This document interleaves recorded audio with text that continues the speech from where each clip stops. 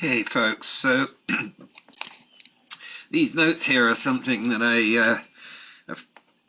I put together and recorded last night, but unfortunately I completely failed to record the audio in a way that is useful. So I'm just going to give you very quick talks through this. We'll expand on it in various places, but this is just the gist of what this experiment is about.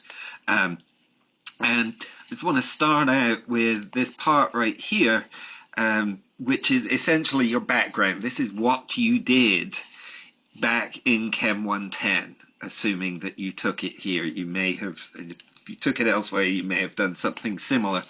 But it's pure stoichiometry. We just, to remind you, a titration is just simply measuring with this burette, measuring a volume of something like you would have done sodium hydroxide with a known concentration in molar or moles per liter, and you would have measured milliliters, but volume in units of liters, which tells you the number of moles of sodium hydroxide it takes for a reaction.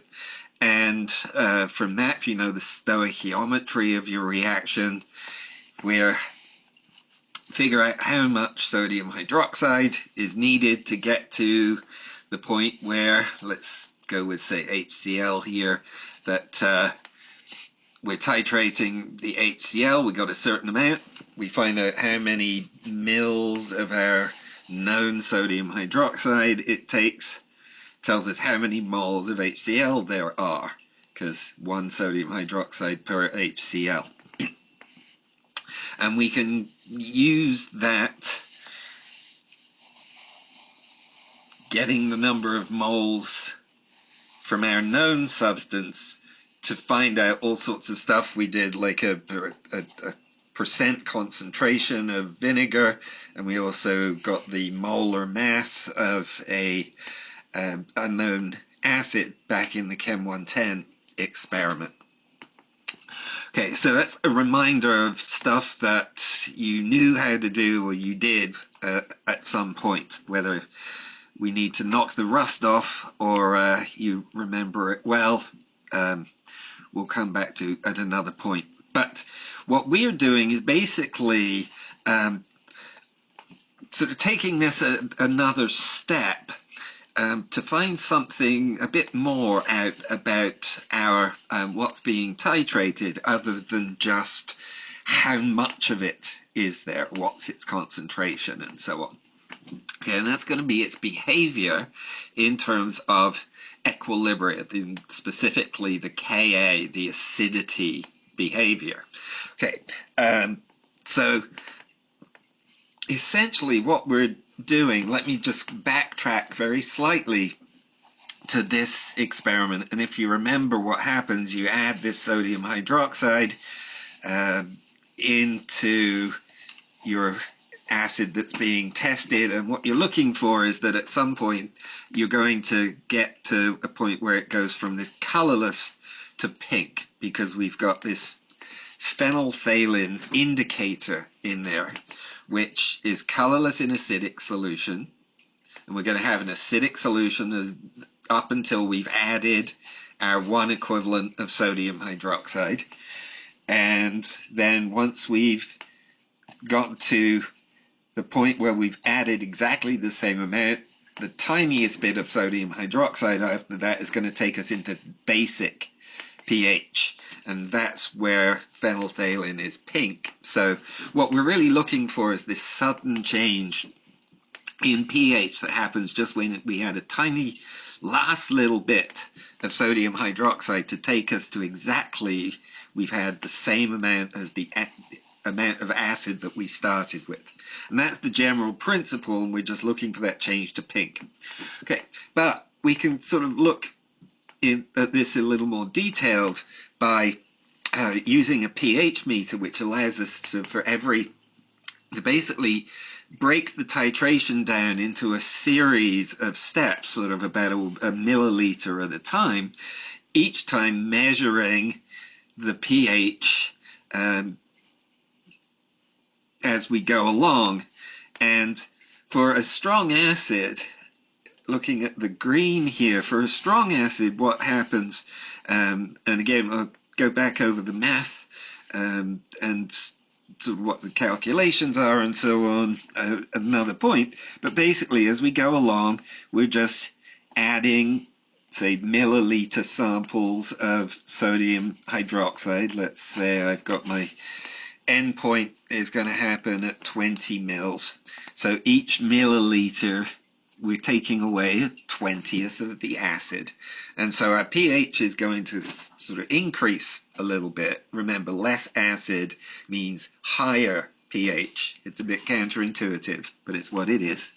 And then as we get close to that equivalence point, we do see this kind of curve upwards, which is actually partly due to dilution, but it's nothing to worry about too much. It just kind of heads upwards, and we get to that equivalence point here, where if we've got precisely the right amount of OH minus to have neutralized, react with all of the H3O plus, then we would just have neutral water in pH 7. But typically what happens is, because it's very hard to hit exactly that point, we usually go over a little bit. And so once we're past that endpoint, as I said before, we get into where it's basic, because we've got an excess of hydroxide. And so we can visualize exactly what's going on. We're going through is just getting a little less acidic, a little more basic as we add base, but the H plus is getting absorbed, and once we run out of H plus, we get this sudden change in pH, and that's where our indicator changes color and so on. So that, again, there's a little bit of math that it would help to go through, but that's what we would see for any acid that is a strong acid. So HCl here, nitric acid, perchloric acid, HI, and so on. So sulfuric is a little bit of an anomaly, but typically strong acids, you're going to see this behavior, because when they get into solution, this is their definition, they turn entirely into this H3O plus, and that's what's actually doing all the reaction. So because it's always the same thing, the curve always looks exactly the same. So to cut a long story short, what we're actually going to be measuring is the curve that you get when, instead of a strong acid, you use a weak acid. And the standard is acetic acid. That's what all the instructions are about. Though I think I may offer to those of you who are feeling a little braver a couple of other things that I would be interested in exploring, how they would go in the context of Chem 111. So if you're up for something just a little different, do please let me know.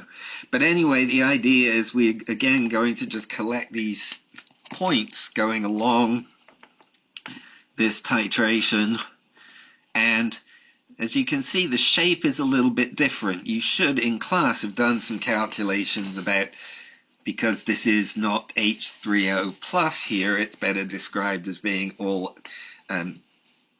most representative of what's in solution for a weak acid is that it's HA that's reacting with the hydroxide.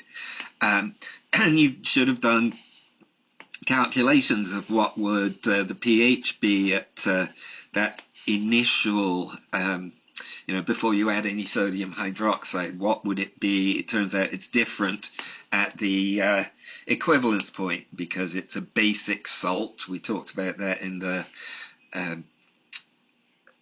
problem set last week. It's a basic salt, so you end up with a basic endpoint, and you may or may not have heard about the fact that at this half equivalence point, this would be 10 mils.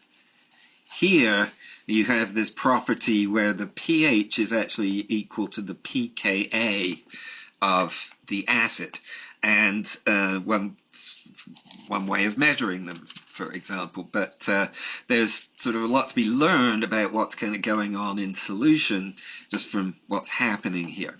Now, so to sum up, week one would be to actually just set up the pH meter, which, as I've mentioned in my email, looks, based on the manual, it looks worse than it really is, but I can easily expand upon that given a little bit of time.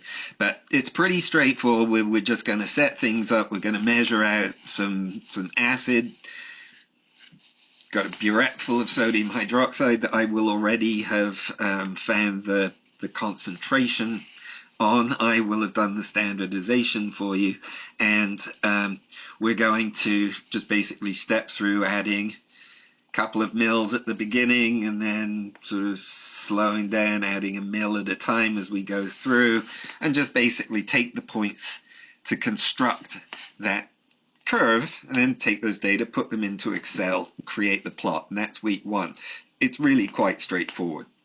But then we have to think about what happens with and revisit those math calculations that you hopefully have done in class.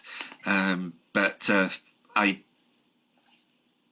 will not say more about that at this juncture. That's basically, if you sort of read like the worksheet that there is, the basic idea is that once you've got that plot and you've got those data, that we're going to take some points, so randomly here, here, here in this region called the buffer region, and do a bunch of calculations to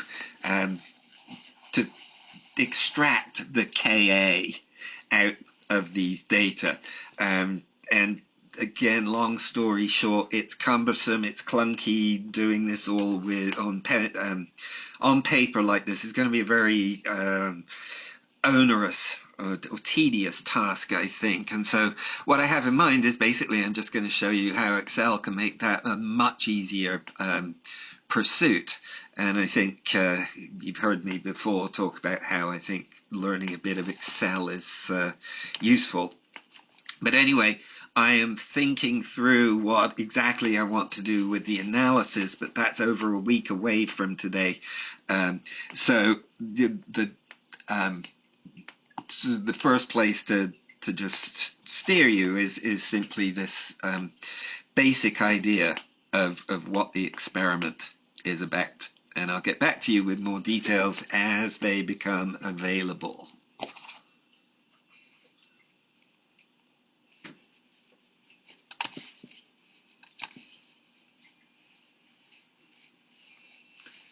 Help me, I'm stuck here.